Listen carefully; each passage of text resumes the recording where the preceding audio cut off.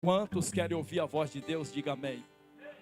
Irmão, parece que o culto vai terminar assim, mas não vai para a glória de Deus. O Senhor está presente aqui, e a Ele seja a honra, a glória, o louvor e a adoração para todos sempre. Enquanto eu vou pregar a palavra de Deus, eu quero dizer aos irmãos que aqui estão, que não me atrapalha enquanto eu ministro, se você adorar o Senhor. Você tem toda a liberdade para adorar a Deus. Enquanto o pastor Ubaldo está pregando, deixa o Espírito Santo do Senhor visitar a sua vida. E se vier glória, glorifique. Se vier línguas estranhas, fale em línguas estranhas. Faça aquilo que o Espírito de Deus lhe ordenar. Eu conheço a igreja aqui de Getúlio Vargas, e eu sei que esta igreja aqui é uma igreja fervorosa, cheia da graça de Deus. Por isso, aonde está o Espírito, aí a liberdade. Então deixa o Espírito Santo do Senhor agir com liberdade sobre a tua vida enquanto eu prego. E se não der de eu pregar, deixa o Espírito Santo agir a si mesmo, deixa Ele operar, porque eu sei que Ele já está aqui entre nós, aleluia, trazendo renovo espiritual e alegria sobre a nossa vida. Meus irmãos, os que já me viram pregar, sabem que eu não prego, eu grito, mas enquanto eu lhes prego, façam aquilo que o Espírito Santo de Deus colocar no seu coração. Todos os senhores que trouxeram Bíblia, assentado mesmo por gentileza. O último livro da Bíblia, Apocalipse, capítulo de número 3 e versículo de número 20. Apocalipse, capítulo de número 3 e versículo de número 20. Diz assim a palavra do eterno Deus: eis que estou à porta e bato. Se alguém ouvir a minha voz e abrir a porta, entrarei em sua casa, e com ele cearei, e ele comigo. Eis que estou à porta e bato. Eis que estou à porta e bato. Queridos irmãos e pessoas amigas que estão aqui adorando ao Senhor conosco, aqueles que estão de longe também acompanhando este culto, esta mini vigília de adoração ao Senhor por meio da internet. Quero dizer a todos os irmãos que me ouvem nesta noite, que o Espírito de Deus, Ele se faz presente nesta casa. Nós já temos recebido da parte do Senhor aquilo que Deus já tem preparado sobre a vida da sua igreja no decorrer deste culto. E eu tenho certeza absoluta que esta noite, a palavra de Deus que eu desejo deixar convosco esta noite, ela terá endereço certo. Haja vista que a palavra do Senhor, ela jamais retornará para trás vazia. Por isso, quero prender a sua atenção àquilo que o Espírito de Deus já tem ministrado ao meu coração, para eu deixar convosco esta noite. Olhe bem para mim, em nome do Senhor Jesus Cristo. O tema deste nosso encontro, desta nossa vigília esta noite, é exatamente este: eis que estou à porta e bato. Aleluia! Quando o homem havia caído no jardim do Éden, diz a Bíblia que Deus está olhando do céu para a terra, e Deus não encontra nenhum justo sequer. Haja vista que no livro do Gênesis, capítulo de número 3, versículo de número 9, houve uma interrupção do relacionamento de amor que existia entre o próprio Deus como Criador e a sua criatura, ou seja, o homem, Adão. Todos aqui conhecem bem esta passagem bíblica, quando Deus havia formado todas as coisas. O livro do Gênesis, ele relata para nós que o Senhor Deus, em uma reunião, ou acompanhado da sua trindade, Pai, Filho e Espírito Santo, Ele formou todos os firmamentos. E diz a Bíblia que tudo que foi criado por Deus, foi criado pelo poder da sua palavra. Deus disse: haja luz, e houve luz. O Senhor Deus disse: haja divisão entre céu, terra e mar, e assim houve. O Senhor Deus disse que haja no mar espécie de vários peixes, e assim houve. O Senhor Deus criou todo o universo, todo o firmamento, por intermédio da sua palavra. Quando o Senhor Deus, Ele vai criar o homem, Ele chama novamente o Filho e o Espírito Santo, e Ele está dizendo: façamos o homem a nossa imagem e semelhança. Todos aqui conhecem bem esta história, que o Senhor vai no rio Nilo, Ele pega barro de lá, e Ele faz uma maquete de um homem. Ele coloca sobre este homem toda a sua imagem e a sua semelhança. E diz a Bíblia que sobre este homem o Senhor soprou sobre as narinas o fôlego de vida, e o homem foi feito alma vivente, recebendo o nome de Adão. Os senhores conhecem tanto quanto eu, que quando Adão foi formado por Deus, o Senhor dá a ele uma autonomia. O Senhor dá a este homem uma liberdade, para que este homem havia se tornado o mordomo do Senhor ali no jardim do Éden. E Deus está dando uma ordem para Adão. O Senhor está dizendo: coloca nome em todos os animais. E Adão catagola todos os animais que o Senhor Deus havia criado. Pois bem, diz a Bíblia que toda a viração do dia o Senhor passava pelo meio do jardim do Éden. Adão não via a hora do Senhor passar no jardim do Éden para poder apresentar-se ao Senhor, para poder mostrar a Deus todo o seu trabalho e a sua desenvoltura para com aquilo que Deus havia lhes confiado. Mas quando chegamos no capítulo 3 do livro do Gênesis, versículo de número 9, o Senhor está passando pelo meio do jardim e há uma pergunta: Adão, Adão, aonde está? Adão estava se escondendo de Deus por causa do pecado da desobediência. Ele viu a sua nudez, Eva viu a sua nudez, e diz a Bíblia que Deus vai dar 3 sentenças para o homem, para a mulher e para a serpente. A primeira sentença, o Senhor disse para Adão: pois bem, por causa do teu pecado e desta interrupção de relacionamento, Adão, tu vais ter que trabalhar e viver do suor do teu rosto. O Senhor olha para Eva e determina para ela: tu, mulher, sentirás dores de parto. E o Senhor está olhando para a serpente e dizendo para a serpente: você, ó serpente, vai arrastar o seu ventre sobre o pó da terra. Tu vais ferir o homem no calcanhar, e o homem te ferirá sobre a tua cabeça. E diz a Bíblia que depois desta queda de Adão e Eva lá no jardim do Éden, toda a raça humana, toda a geração humana, ela veio ao mundo com o vírus do pecado. Olha aqui para mim, para você entender aonde nós queremos chegar.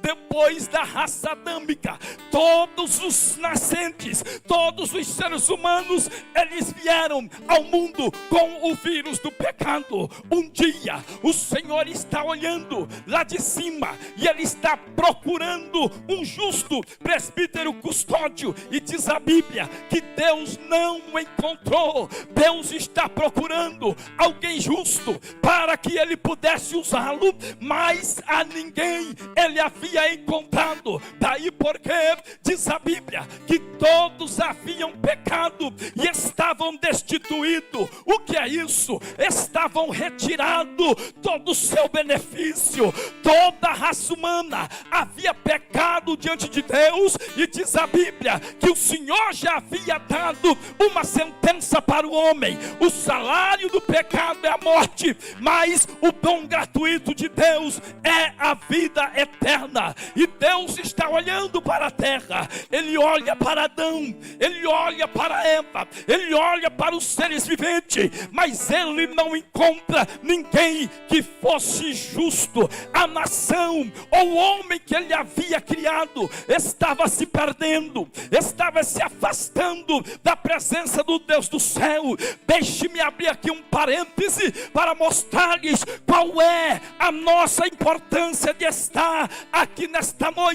Qual é o motivo, a razão que nos levaram a estar aqui neste culto, nesta mini vigília de adoração ao nome do eterno Deus. Eu lhes digo que se Deus havia criado Adão, se Deus havia criado a Eva, e se Deus havia formado todo homem e havia dado uma ordem: crescer e multiplicai, era porque Deus esperava como retorno desta criatura louvor, adoração e glória para o seu santo nome. Não há outra razão, não há outro motivo, não há outro porquê nós estarmos aqui senão estarmos tributando ao Senhor toda a honra, toda a glória e todo louvor e toda adoração. Eu quero lhe convidar nesta noite, em nome de Jesus Cristo, para que você toque neste irmão que está do seu lado, sacode ele, vai,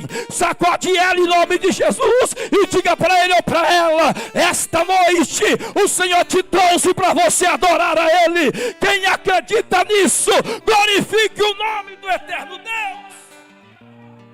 Oh glória, oh aleluia, oh aleluia. O homem havia pecado e destituído da glória de Deus. Deus, quando olha lá de cima, Ele não vê nem o justo. Então o Senhor Deus agora, Ele está olhando para a terra e está fazendo uma pergunta diante dos anjos, dos serafins, dos querubins que lhe assistem diante do trono. Jesus está sentado à destra de seu Pai, e o Senhor Deus está dizendo: e agora, a quem eu enviarei? E quem há de ir por nós para resgatar a humanidade? Daí porque o Senhor Jesus Cristo, Ele se levanta e se coloca de pé no trono, olha para o Pai e diz assim: Pai, o princípio da retribuição não impede que haja uma troca. Sendo assim, Pai, a morte que o Baldo merecia, eu vou descer lá e vou morrer no lugar dele. Sendo assim, Pai, a morte que o Rudney merecia, eu vou descer lá e vou morrer no lugar dele. A morte que o pastor Renato merecia, eu vou descer lá e vou morrer no lugar dele. A morte que o presbítero Custódio merecia, eu vou descer lá e vou morrer no lugar dele. Diz a Bíblia no livro de João que no princípio ele era um verbo, e o verbo estava com Deus, e o verbo se fez carne e habitou entre nós. O que é isso? Deus querido Jesus, Ele está deixando o resplendor da sua glória e está vindo aqui.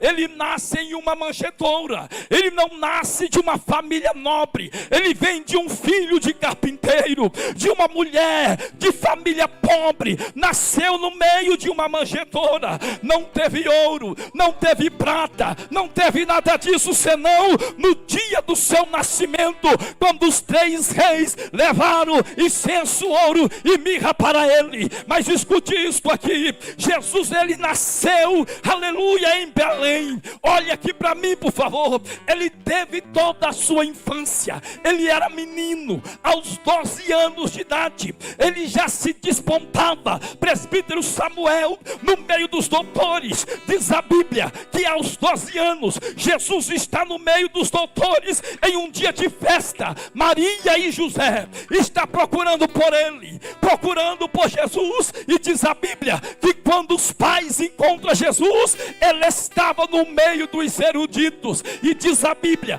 que Jesus falava no meio dos doutores com tanta sabedoria Maria, e com tanta ousadia que até os eruditos da época ficaram observando ele, imaginando como pode um menino de 12 anos de idade ter tanto conhecimento assim. Ora, Jesus estava na terra, mas ele tinha uma função. E qual era o ministério de Jesus aqui? Salvar a humanidade. Olha aqui para mim, para você não perder o fio desta meada. Aleluia. Acontece que quando Jesus vai crescendo 12, 13, 20 anos, 25 anos, aos 30 anos, diz a Bíblia que a mãe dele, Maria, recebe então uma proposta, um convite. E qual era o convite? Está nas bodas de Caná da Galileia. Jesus foi convidado. Ele não foi convidado como Deus,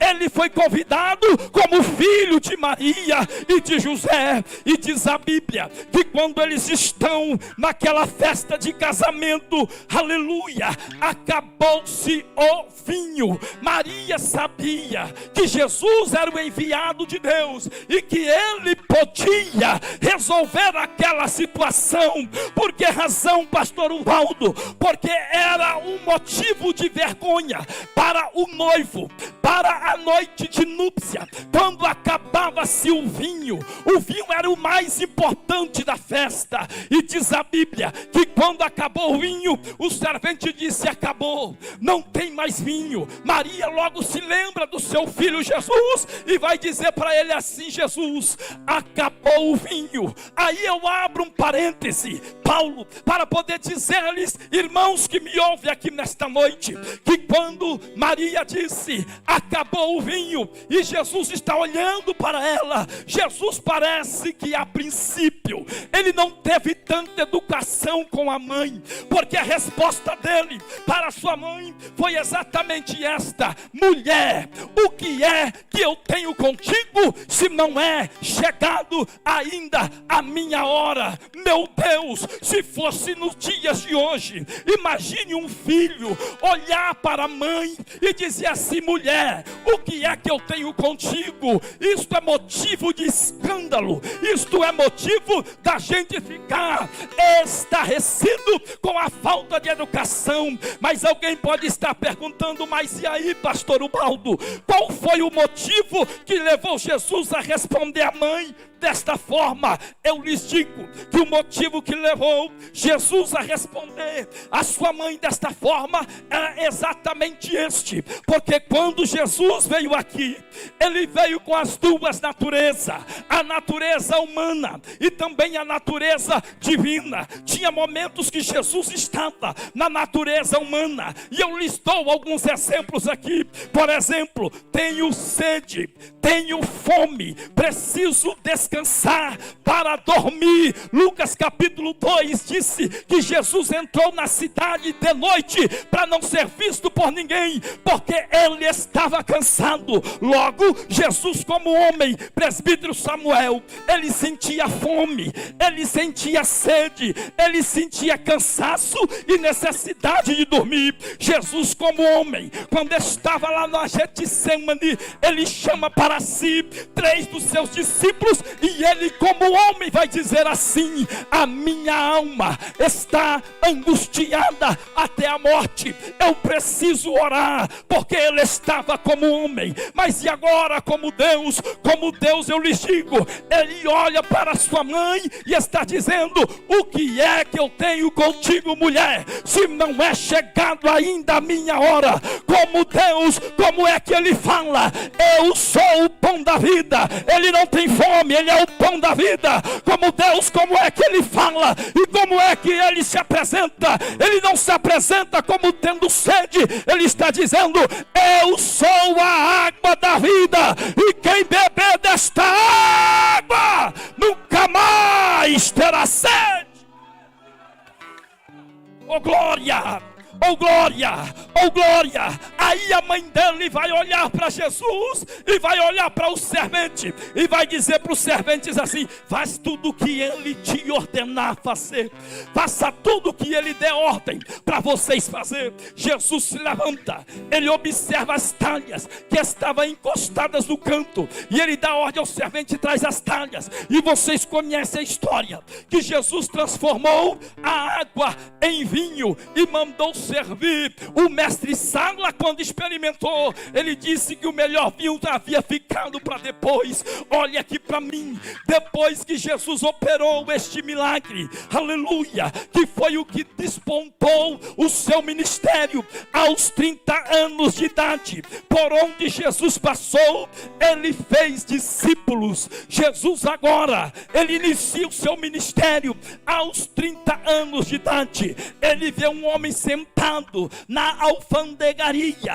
cobrando imposto, e ele está dizendo: larga tudo e me segue. Ele vê alguns homens pescando, ele disse: larga tudo isso aí, porque eu farei de vocês pescadores de homem. Jesus chamou um homem, aleluia, para ser os seus discípulos e para dar sequência ao ministério que ele havia iniciado. Olha aqui para mim, por favor. Quando Jesus começa o seu ministério terreno, todos aqui conhecem bem a história, que ele chama para si 12 dos seus apóstolos, ou 12 para serem os seus discípulos. E aqui eu começo a pregar dentro do tema. Jesus está chamando 12, aleluia, para serem discípulos. Desses 12 que andaram com Jesus, é muito comum nós encontrarmos nos evangelhos sinóticos, que são eles, Mateus, Marcos e Lucas, que narram praticamente as mesmas histórias, os mesmos acontecimentos, os mesmos feitos de Jesus. Então é muito comum nesses 3 evangelhos sinóticos nós encontrarmos Jesus dos 12 chamando 3 para si, porque 3 eram mais chegados, eram 3 que Jesus se abria com eles, eram 3 que Jesus confidenciava a eles o que ele sentia e as suas necessidades. Eram esses 3 que diversas vezes Jesus chamava no canto para orar, separado dos demais. Lá no dia do Getsêmani, na noite em que ele foi traído, diz a Bíblia que ele chama 3 para ir mais adiante, para que eles orassem com o Senhor. Quem eram esses 3, pastor Ubaldo? Pedro, Tiago e João. Esses 3 eram inseparáveis, mas desses 3 que andavam com Jesus, que tinha mais proximidade com ele, que tinha mais intimidade com ele, eu quero me ater exatamente a João apóstolo. Diz a Bíblia que João apóstolo, ele tinha tanta intimidade com Deus, com Jesus, que ele deitava a sua cabeça no peito de Jesus. Isto aqui é só para quem tem intimidade com ele. Quem tem intimidade com ele, anda com ele, tem o cheiro dele, fala como ele. Oh glória, quem tem intimidade com ele é conhecido de longe como discípulo e apóstolo dele. Quem aqui nesta noite tem certeza que tem intimidade com ele? Deixa eu ver. Oh glória, oh glória. Então vamos lá, segura mais um pouquinho. João, ele tinha muita intimidade com Jesus, que ele deitava a sua cabeça sobre o peitoral de Jesus. Por diversas vezes João encostava a sua cabeça no ombro de Jesus, no peito de Jesus, como sinal de intimidade. Ora, todos os senhores sabem que quando Jesus ia subir assunto ao céu, ele chamou para si os 12 e ele deu ordem tanto aos 12 como por cerca de, aleluia, 500 pessoas, ou seja, para 488 Jesus chamou. ele convocou e ele disse assim para esses 488, mais os 12 apóstolos, formando 500 pessoas, e ele está dizendo assim: vocês fiquem em Jerusalém até que do alto vocês sejam revestidos de poder, e depois serão minhas testemunhas em Judá, Samaria, até Jerusalém e os confins da terra. O Senhor mandou eles ficarem rodando em círculo, mas eu não quero falar exatamente sobre isto nesta noite, para não ferir o texto e o tema da mensagem que o Senhor colocou ao coração dos irmãos e manda me deixar convosco esta noite. Eu quero lhes dizer que quando os discípulos foram cheios do Espírito Santo, eles foram enviados de cidade em cidade, de aldeias em aldeias, eles iam pregando a palavra, ganhando almas para Jesus. Eu não quero desacreditar da igreja do século presente e não quero tirar a motivação, presbítero Custódio, daqueles que ainda fazem alguma coisa para Deus, mas eu quero dizer-lhes uma grande verdade, que é dura e não agrada a todos. Falta aos nossos discípulos hoje a ousadia, o poder, a autoridade em que os discípulos primitivos tiveram. Na verdade, a obra de Deus é muito grande, mas são bem poucos os que estão fazendo algo para Deus. A obra de Deus, ela é muito grande, mas poucas pessoas estão fazendo algo para o Senhor. Oxalá esta noite cada cristão que está aqui olhássemos para trás como uma olhada retrospectiva e lembrássemos de Pedro, de Tiago, de João, de André e de todos esses homens, e ver que eles foram tão cheios do Espírito Santo que eles não temiam a luta, não temiam a perseguição, não temiam o que vinha sobre a vida deles por causa do Evangelho, mas eles queriam pregar, adorar e glorificar o Senhor dos Exércitos. Oh glória, oh glória, oh glória. Eles queriam ministrar a palavra de Deus. Tanto é verdade isso que eu lhes digo, que quando Tiago foi morto ao fio da espada por causa do Evangelho e por causa da palavra de Deus, os senhores estão lembrados disso? Atos 2 Apóstolos, capítulo de número 12, diz a Bíblia que Tiago é morto ao fio da espada. O pastor Pedro está preso para ser morto no dia seguinte. Atos 12 versículo 5. Mas a igreja primitiva fazia constante oração por ele a Deus, aleluia, até que o milagre veio. O Senhor usou o controle do céu, botou 16 soldados para dormir, 4 portão de ferro para se abrir, e mandou Pedro sair andando, saltando e glorificando a Deus. Eu quero liberar uma palavra de Deus para a tua vida nessa noite. Esses portões do inferno vai ter que se abrir em nome de Jesus, em nome de Jesus que recebe, em nome de Jesus que recebe. Estes 16 soldados que te afrontam, diz o Senhor dos Exércitos, eles vão adormecer, mas o milagre vai acontecer sobre a tua vida. Glória a Deus. Lamai churimicanduri miaia, urabacandarabaxandaraia. Oh, estou sentindo a graça de Deus aqui. Se você sente a presença dele, abre a boca e glorifique. Eu vou deixar você adorar.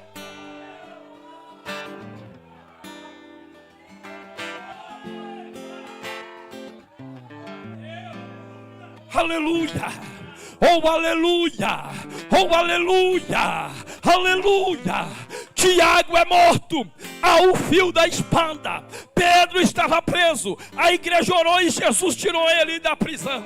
Agora olha aqui para mim. Quando Tiago é morto ao fio da espada, Tiago, nesta época, ele era pastor da igreja de Éfeso, a igreja fundada por apóstolo Paulo. Logo, a igreja de Éfeso ficou sem pastor, porque Tiago havia sido morto por ordem de Herodes ao fio da espada. Então, Tiago é morto e Pedro guardado na prisão. Quando Tiago é morto, João apóstolo é enviado para o lugar de Tiago para assumir a igreja de Éfeso.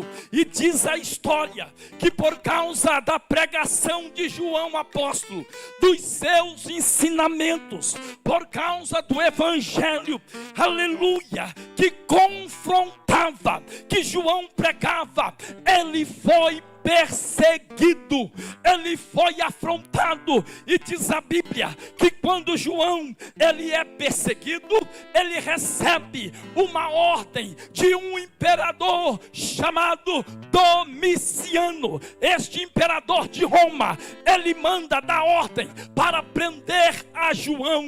E o que é que acontece sobre a vida de João? Eu penso que um dia João estava no altar da igreja de Éfeso, ensinando a igreja, pregando para a igreja o evangelho de Cristo, sem dobra, sem manobra, o evangelho de Cristo sem jeitinho, porque o evangelho de Cristo, ele é aquele que nos confronta. Eu não tenho nada contra os pregadores que pregam chave de carro, chave de apartamento, chave disso, chave daquilo. Eu não tenho nada contra, acho que o povo tem que ser abençoado, mas o evangelho que não me confronta, o evangelho que não me traz confrontamento, eu penso que falta alguma coisa.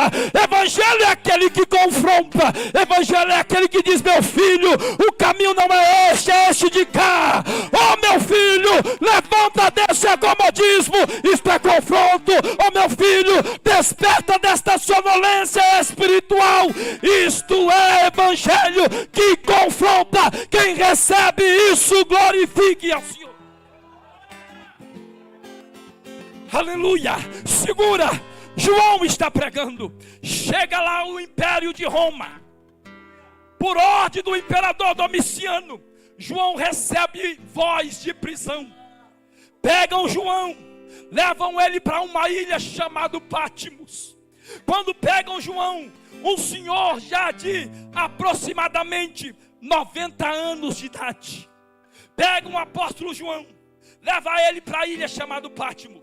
Pátimos era uma ilha usada por Roma como forma de banimento, era para punir os seus adversários. Eu fui estudar, Custódio, sobre esta ilha chamada Pátimos, e eu descobri que nesta ilha não eram só prisioneiros. A pessoa não era levado para lá e ficava lá isolado numa ilha em volta de água, de mar. Não era só isso, era muito aquém disto. Todos os prisioneiros lá eram amarrados às suas mãos com correntes, seus pés eram acorrentados também, e eram subjugados a serviços pesados na ilha. Imagine João, 90 anos de idade, apóstolo de Cristo, isolado na ilha de Pátimos. E aqui tem uma aplicação para algumas pessoas que está aqui nessa noite. João está na ilha de Pátimos, ele está banido de pregar a palavra. Não deixaram João pregar, não deixaram, silenciaram a voz dele, porque a voz dele confrontava o pecado, a voz dele confrontava o homem do mundo e da sua corrupção. Então tentaram calar a voz de João. Leva ele para lá, corrente nas mãos e corrente nos pés, sendo subjugado a serviços pesados na ilha de Pátimos. Pois bem, quando João está lá, é a mesma coisa de algumas pessoas que estão aqui. Talvez você não está literalmente em uma ilha, isolado, aprisionado, mas espiritualmente falando, tentaram calar a tua voz, tentaram calar o teu ministério, não deixaram você profetizar mais, não é? Não deixaram, desacreditaram do teu ministério. Deixa eu lhe dizer uma coisa, João estava na ilha e ele estava pensando assim: acabou, para mim o meu ministério acabou, meu ministério vai terminar aqui isolado nesta ilha. João esperava ser morto como seus companheiros, ou queimados vivos na arena, ou talvez degolado o seu pescoço, ou com uma lança transpassada, ou crucificado na cruz transversal, ou de cabeça para baixo. João esperava ser morto como um deles, mas diz a Bíblia que João estava lá, assentado na ilha de Pátimo, e ele pensava: acabou para mim, acabou o meu ministério, eu não vou pregar mais, vou morrer aqui nesta ilha, isolado, com as mãos amarradas e com os pés amarrados. E João está sendo levado a esse tipo de pensamento, quando diz a Bíblia, de repente, uma voz aparece por detrás dele. E essa voz está chamando João pelo nome. A voz está dizendo: João, João. A voz chamou João pelo nome. Sabe o que eu estou querendo lhe dizer? Eu estou querendo lhe dizer que Jesus te conhece tanto que Ele te chama pelo teu nome. Ele conhece o teu deitar, teu levantar, teu caminhar, o teu agir, o teu viver. Ele conhece tudo sobre você. Ninguém escapa dos olhos de Deus. O Senhor está dizendo aqui nesta noite: ainda que o homem suba ao céu, eu estou lá. Se ele descer às profundezas do abismo e colocar o seu leito, eu lá também estou. Não há quem escape das minhas mãos. Operando eu, quem impedirá?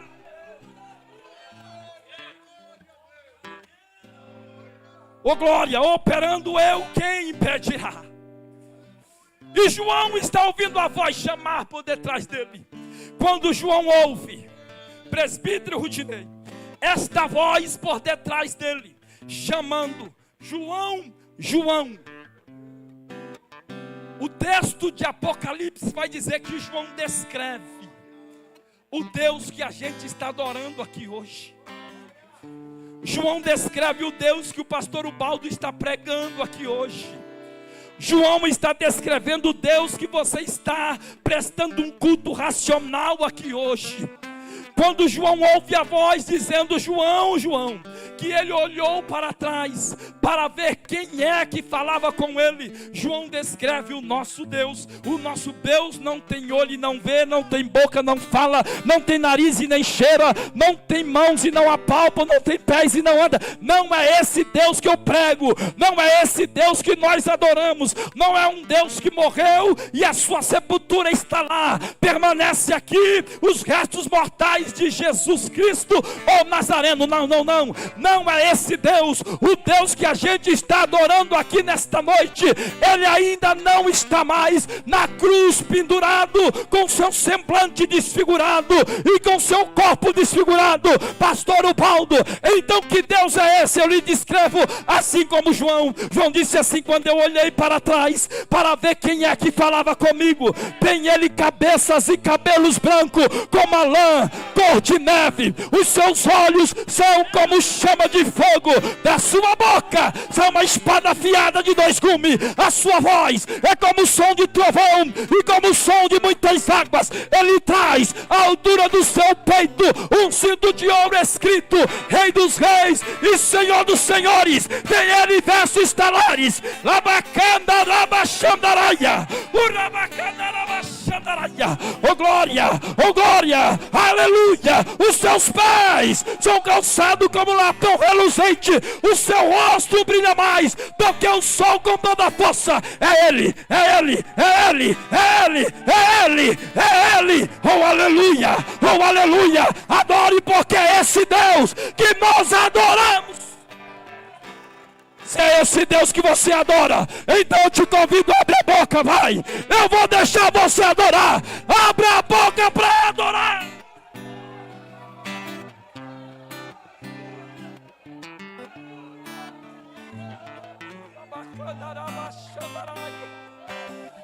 Oh glória, oh glória, oh glória. Oh glória! João disse assim: eu vi, quando ele andou no meio dos 7 catiçais de ouro, ele trouxe à sua destra as 7 estrelas. O que é isso, pastor Ubaldo? Eu estou lhe dizendo que o Deus que a gente prega, ele tem olho e vê, ele tem boca e fala, ele tem nariz e cheira, ele tem mãos e apalpa, ele tem pés, e ele anda aqui, ele anda lá, ele está aqui. Oh glória! Se você sente a presença dele, abra a boca e adore.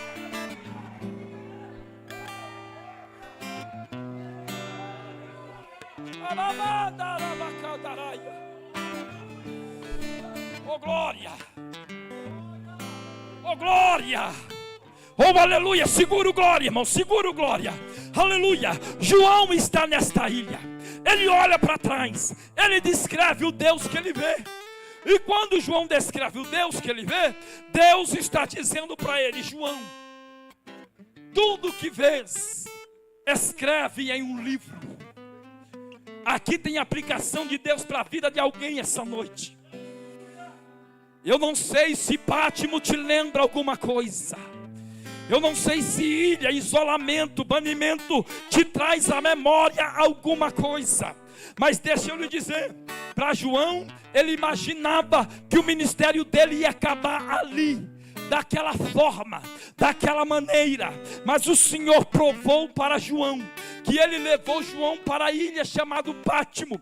Quem levou João para lá não foi o imperador só Domiciano. Ele só foi um instrumento usado por Deus, embora ímpio e perverso, mas para levar João para a ilha chamada Pátimo, porque era lá que Deus queria revelar para João as coisas que era, as coisas que são e as coisas que ainda iam acontecer. Entenda, querido irmão, que esse deserto não é para te matar. Essa prova que tu estás passando não é para afindar com o teu ministério. Deus está usando a boca deste servo para dizer para alguém aqui nesta noite: há um propósito de Deus nesta luta.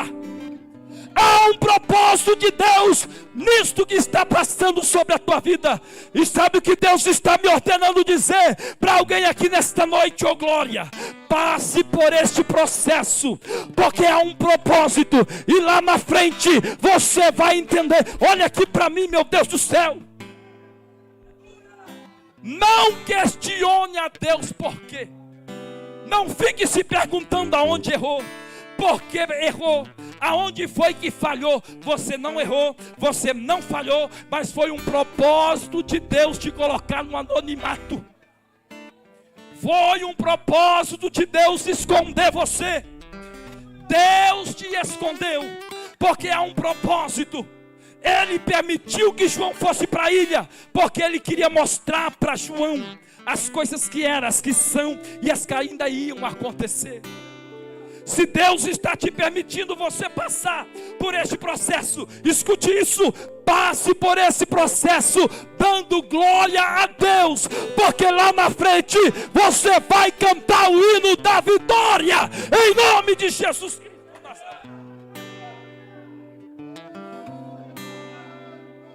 E quando João está na ilha, olha o que é que acontece. Está achando que acabou aí? Olha o sofrimento deste moço.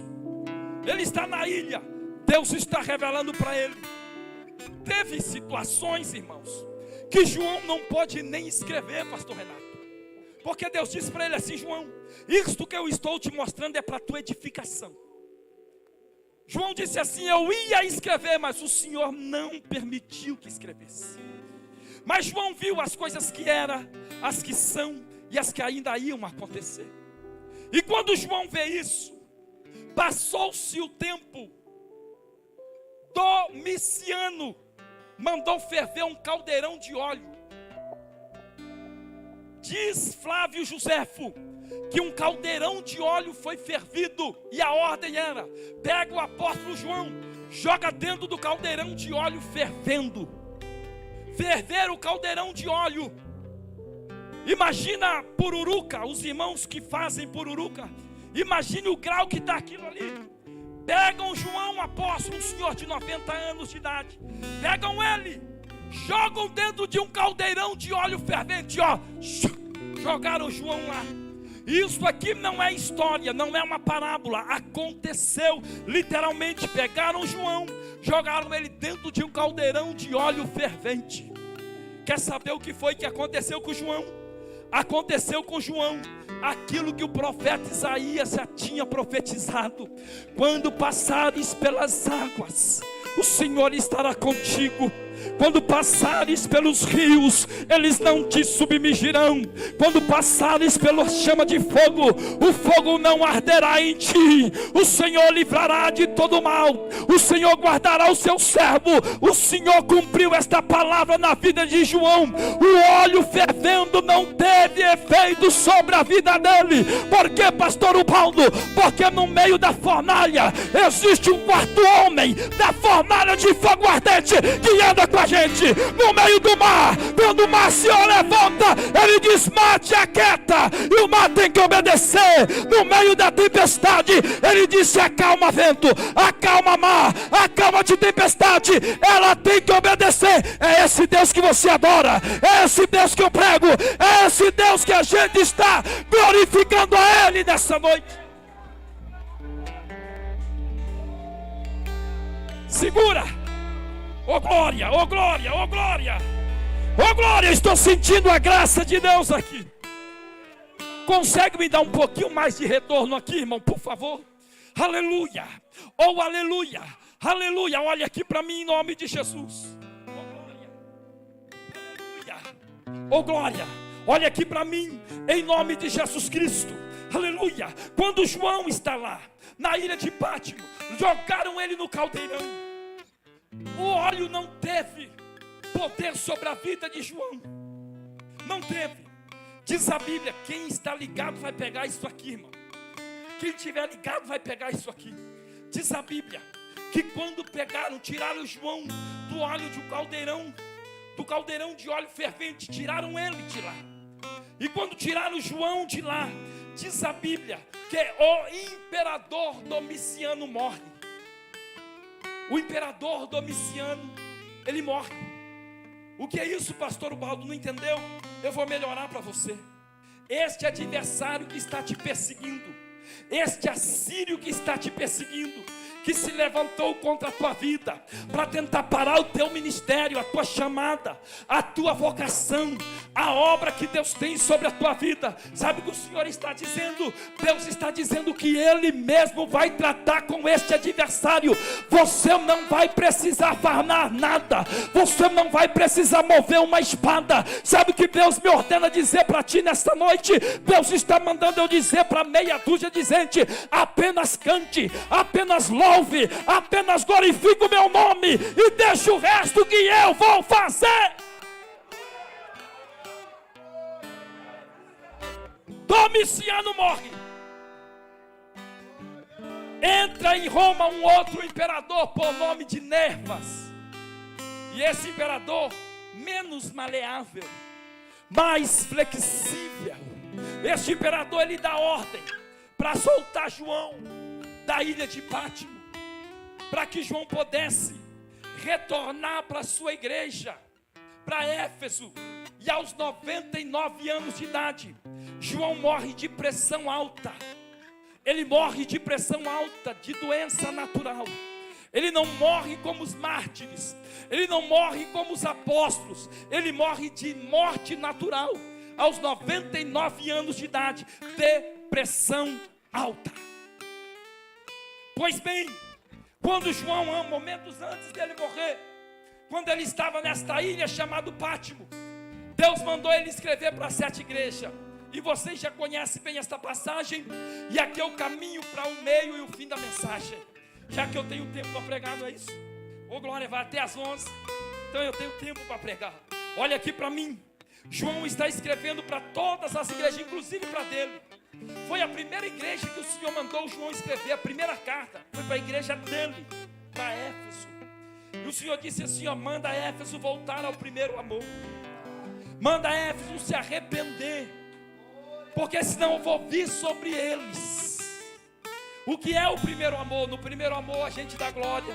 No primeiro amor a gente dá aleluia. No primeiro amor a gente fala em línguas. No primeiro amor a gente não perde um culto. No primeiro amor a gente não perde uma vigília. No primeiro amor a gente quer estar envolvido na obra. Mas quando o primeiro amor começa a ir se perdendo, entra o acomodismo, entra a frieza, entra a mornidão. Isso é um perigo muito grande. O acomodismo, a frieza e a mornidão leva a gente a uma zona de conforto. Entenda por que às vezes Deus te aperta. Entenda por que às vezes Deus te leva para o deserto. Entenda por que às vezes Deus deixa você ir para a ilha chamada Pátimo. Entenda por que às vezes o Senhor permite que nós passamos por lutas. Não é para matar, é para te fortalecer, é para te levantar, é para te colocar de pé, é para dizer para você que Ele está contigo, que Ele está conosco e que maior é o Senhor para nos dar vitória. Glória a Deus. João escreve para Filadélfia, Esmirna, Pérgamo, Tiatira. Ele vai escrever as 7 igrejas e por fim ele escreve para a igreja de Laodiceia. Olha o desejo de Deus aí. Ele está dizendo: eis que eu estou à porta e bato. Se alguém ouvir a minha voz e abrir a porta, eu entro. Cearei na casa dele e ele comigo. Esse texto da palavra, sem ferir o texto, ele traz aqui 2 características para nós. Primeiro, eis que eu estou à porta. Segundo, eis que eu estou à porta e bato. O Senhor Deus estava dizendo que Ele estava na porta de Laodiceia. Sabe o que é Laodiceia, irmão? Era a pior igreja daquela época. Era a pior igreja da época da Ásia Menor. Era Laodiceia, pastor Renato. Porque Laodiceia representava os mornos. Não era rico e nem pobre. Não era fervoroso, mas também não era frio. Aí o Senhor está olhando e dizendo: mas morno também eu não gosto, eu vomito da boca. Laodiceia, crente morno: ô pastor, eu não sou muito de dar glória, eu não sou muito de dar aleluia, eu não sou muito de fazer aviãozinho, eu não fico gritando dentro da igreja, mas eu também não sou geladão, eu também não sou paradão. Então desculpa eu dizer, tu é pior do que todos, porque o Senhor disse: ou é crente ou é frio, mas morno eu vomito da boca. De que lado você está? Você é quente ou você é frio? Você é adorador ou você é um telespectador? De que lado que você está? Você está aqui para observar o culto ou está aqui para adorar aquele que é dono do culto? Se você veio adorar, levante as mãos e glorifique a Ele. Falei. Morno é pior de todos. Gelado ou quente? Morno, Deus não compactua. Agora voltamos para a expressão: eis que eu estou à porta e bato. E aqui é o caminho para o fim. Todos os senhores que estão aqui sabem, todos nós aqui, todos nós temos plena consciência que a igreja está vivendo essas últimas horas. Quando o Senhor está dizendo: eis que eu estou à porta, e foi o tema que foi escolhido pelos irmãos, não fala da igreja de Laodiceia, fala do Senhor está voltando, fala-nos do arrebatamento da igreja, fala de um momento triunfal, quando a igreja será tirada da terra com rápido, com força, e levado para um lugar que o Senhor foi preparar para nós. Agora escute isso aqui, vai bater, mas vai doer e vai curar ao mesmo tempo. Deixa eu lhe dizer uma coisa: a mensagem do arrebatamento da igreja tem sumido de muitos altares. Muitos ministros não pregam mais sobre a vinda de Cristo, sobre o arrebatamento da igreja. Muitas pessoas não ensinam mais sobre a vinda, a volta do Messias, sobre o arrebatamento da igreja. Esta mensagem do arrebatamento, ela tem fugido de muitos púlpitos, de muitos altares, Reinaldo. Esta mensagem do arrebatamento, poucas pessoas têm pregado ela. Agora deixa eu lhe dizer uma coisa: a igreja vive o apagar das luzes dessa dispensação. Nós vivemos as últimas horas dessa dispensação. Olha aqui para mim, eu já termino. Há nos Estados Unidos na outra América, um relógio chamado relógio escatológico. Isto aqui não é conversa de pescador, tá, irmãos? Isto aqui é verdade. Lá na outra América existe um relógio conhecido como relógio escatológico. Sabe quantos segundos falta para meia-noite no relógio escatológico lá na outra América? 2 segundos para meia-noite. 2 segundos. 2 segundos para meia-noite. No relógio escatológico. Pastor Ubaldo, como é que o senhor vai provar que Jesus está vindo? Eu não tenho que te provar nada, a Bíblia prova isso por mim. Uma certa ocasião diz a Bíblia que Jesus estava com os discípulos observando a renovação do templo. E quando Jesus está na companhia dos discípulos, vendo que Herodes havia reformado o templo já tinha passado 50 anos sem uma reforma. E quando Herodes reformou o templo, ele coloca uma torre na porta do templo reformado, conhecida como Antonieta. E aquilo chamou a atenção dos apóstolos, dos discípulos de Jesus. E eles vão conhecer o novo templo, na verdade reformado por Herodes, porque a intenção de Herodes era cair na graça dos judeus. E quando Herodes ele reforma o templo e Jesus está lá, diz a Bíblia que os discípulos estão abismados com a reforma do templo. E eles estão olhando e dizendo assim: mestre, ou Rabone, ou Rabi, olha que coisa linda, que templo bonito, que coisa magnificante que Herodes fez aqui. Olha aquilo ali, Jesus, aquela pedra toda trabalhada, toda detalhada, que coisa linda. Jesus olha para os discípulos e vai dizer para eles assim: vocês estão vendo tudo isso? Não vai ficar aqui pedra sobre pedra que não seja derribado.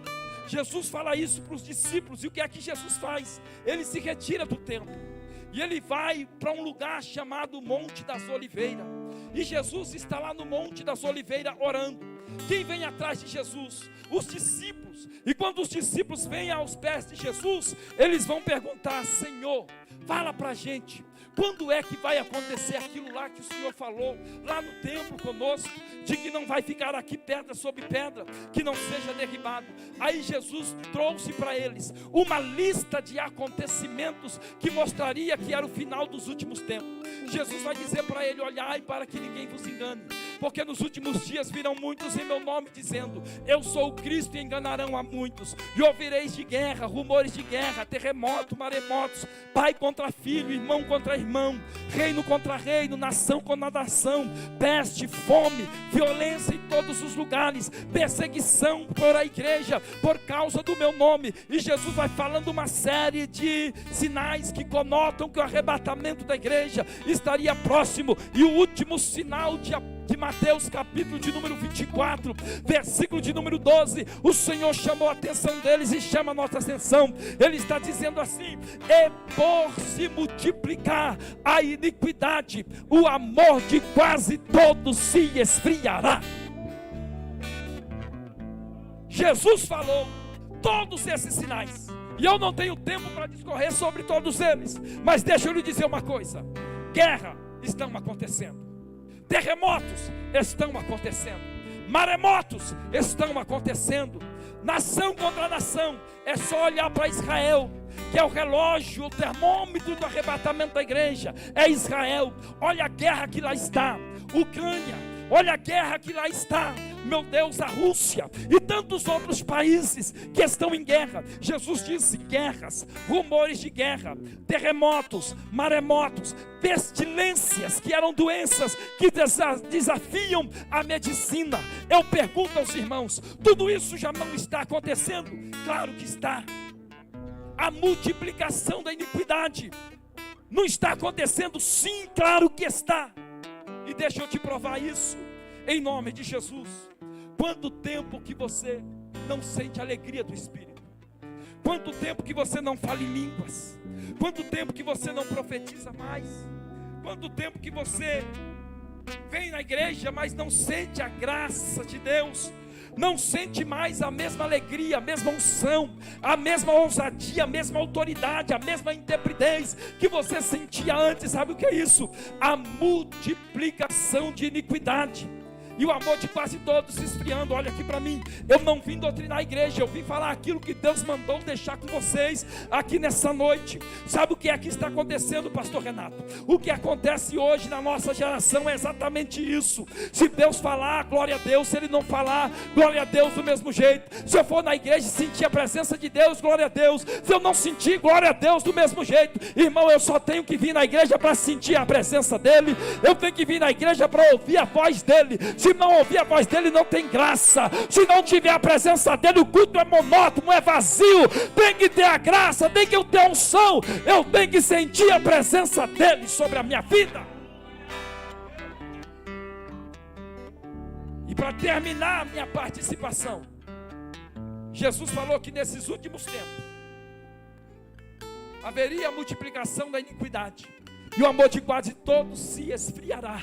Quase todos. Não seria de todos, ele disse quase todos. Glória a Deus que ainda tem uma minoria que num dia de sábado, uma noite fria, 19 horas, está no templo da igreja congregacional de Getúlio Vargas, deixou os compromissos de lado, deixou o convite para o aniversário de lado, deixou o convite de casamento de lado e disse: eu tenho algo melhor para fazer. Glória a Deus que numa noite de sábado, dia 7 de junho de 2025, há um grupo de remanescente que não ficou na zona de conforto, há um grupo de remanescente que não ficou na sua casa, no aconchego do lar. Ele disse: eu tenho que ir, eu tenho que adorar, eu preciso estar na presença dEle. Quem pode adorar, joga as mãos para o alto e adore. Adore, adore, adore, vai, adore.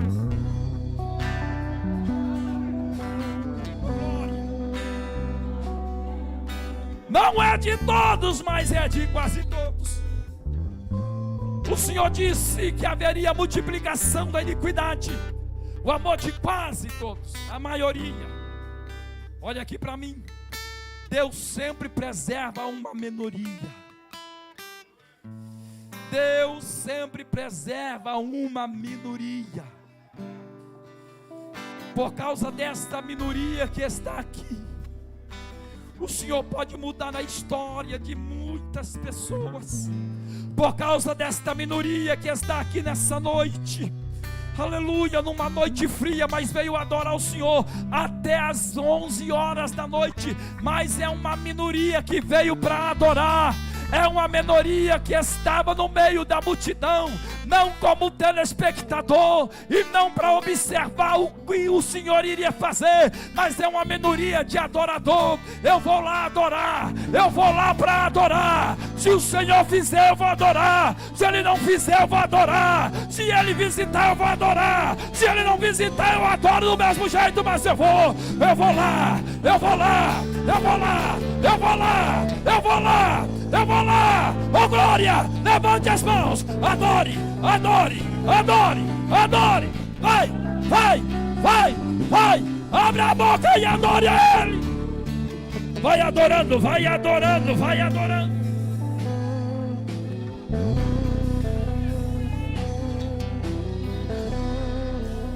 Olhe para o irmão que está do seu lado, diga: Deus te preservou. Diga para ele: Deus te preservou, pastor Renato.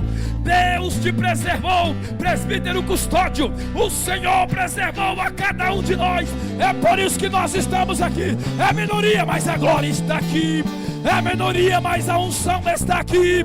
É minoria, mas a glória de Deus está no meio da igreja. Receba, receba, receba, receba. Adore, adore, adore, adore, adore.